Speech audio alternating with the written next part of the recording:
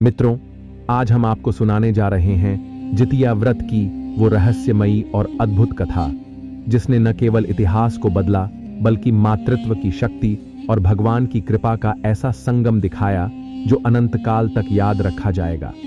इस व्रत को जीवित पुत्रिका व्रत भी कहा जाता है और यह व्रत मां के उस जज्बे को दर्शाता है जिसमें वो खुद को तपाकर संतान को जीवन दान देती है। कहानी शुरू होती है महाभारत के युद्ध से। युद्ध समाप्त हुआ, लेकिन द्वेष और क्रोध अभी बाकी थे। अश्वत्थामा, जो क्रोध और प्रतिशोध की आग में जल रहा था, उसने एक भयानक योजना बनाई। उसने अपने ब्रह्मास्त्र से अभिमन्यु की गर्भवती पत्नी उत्तरा के गर्भ पर हमला कर दिया। गर्भ में पल रही संतान, जो पांडवों की आखिरी पीढ़ी थी, उसने जन्म से पहले ही जीवन त्याग दिया। राज्य में शोक की लहर दौड़ गई, लेकिन भगवान श्री कृष्ण ने वह किया जो कोई कल्पना भी नहीं कर सकता था। उन्होंने अपनी दिव्य शक्तियों से उस मृत शिशु को पुनर्जीवित कर दिया। उसी दिव्य संतान का नाम पड़ा जीवित पुत्र, और वहीं से शुरू हुई जीवित पुत्रिका व्रत की परंपरा, जिसे आज हम जितिया व्रत के नाम से जानते हैं। जितिया कथा के अनुसार एक चील और सियार नर्मदा नदी के पास हिमालय के जंगल में रहा करते थे। एक दिन दोनों ने कुछ महिलाओं को पूजा करते हुए देखा। महिलाएं जितिया व्रत को लेकर बात कर रही थीं। चील और सियार ने विचार किया कि वो खुद भी इस व्रत को करेंगे, लेकिन उपवास के दौरान सियार को बहुत भूख लग गई और उसने चुपके से एक मरे हुए जानवर को खा लिया। लेकिन चील ने सियार को मांस खाते हुए देख लिया था।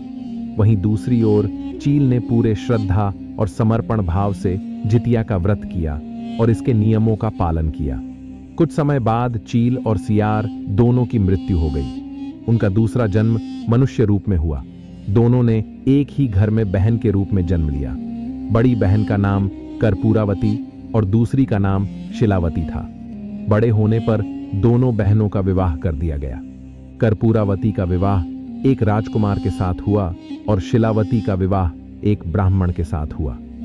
शादी के बाद दोनों बहनों को 7 पुत्र हुए। छोटी बहन शिलावती के 7 पुत्र जीवित बचे और बड़ी बहन से सभी पुत्र जन्म के कुछ दिन बाद ही एक एक कर मर गए। बड़ी बहन कर्पूरावती को छोटी बहन से जलन होने लगी कि गरीब घर में विवाह होने के बाद भी वह अपने पति और बच्चों के साथ खुशहाल जीवन जी रही है, और मैं राजकुमार की पत्नी होने के बावजूद भी सुखी नहीं हुई। उसने मन में सोचा कि जरूर मेरी छोटी बहन डायन है, जिसने जादू टोना कर मेरी संतानों को मार दिया। उसमें बदले की भावना तेज हो गई और उसने अपनी छोटी बहन के बच्चों को मारने के कई बार प्रयास किए, लेकिन वह सफल नहीं हुई। एक बार रानी कर्पूरावती ने राजा से शर्त रखी कि उसे शिलावती के 7 पुत्रों का सिर चाहिए। राजा के मना करने के बावजूद भी वह नहीं मानी। आखिरकार राजा को उसकी बात माननी पड़ी। राजा ने चांडाल को आदेश दिया कि शिलावती के पुत्रों का सिर काट कर लाओ। चंडाल ने ऐसा ही किया। इसके बाद कर्पूरावती ने सभी बच्चों के मुंड को लाल कपड़े में लपेटकर अपनी बहन के घर भिजवा दिया। उस दिन शिलावती ने जितिया का व्रत रखा था। जब शिलावती ने जितिया का व्रत खोला तो देखा कि बहन के घर से कुछ संदेश आया है। उसने कपड़ों को हटाकर देखा तो उसमें नारियल, कपड़े और फल थे।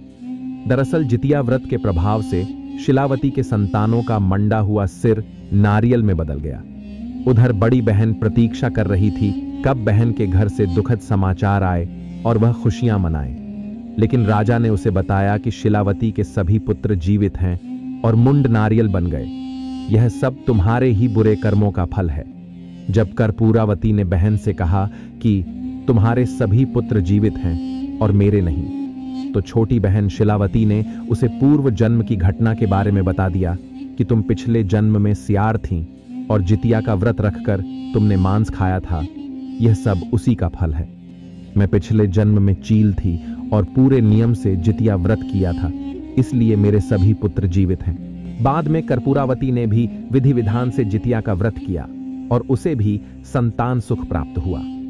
चील सियार से जुड़ी यह कथा जितिया व्रत की महिमा दर्शाती है और इसका महत्व बताती है।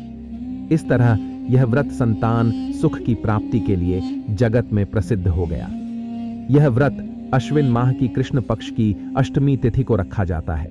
यह व्रत माताएं विशेष रूप से पुत्र की दीर्घायु, तेजस्विता और कल्याण के लिए करती हैं। इसमें उपवास रखकर भगवान शिव, माता पार्वती और श्री गणेश की पूजा की जाती है। व्रत की कथा बिना सुने व्रत अधूरा माना जाता है। शास्त्रों में कहा गया है, जो माता श्रद्धा और नियम से यह व्रत करती है, उसकी संतान की रक्षा स्वयं भगवान करते हैं। तो हे माताओं और बहनों, जितिया व्रत केवल एक पर्व नहीं, बल्कि मातृत्व की अमर गाथा है।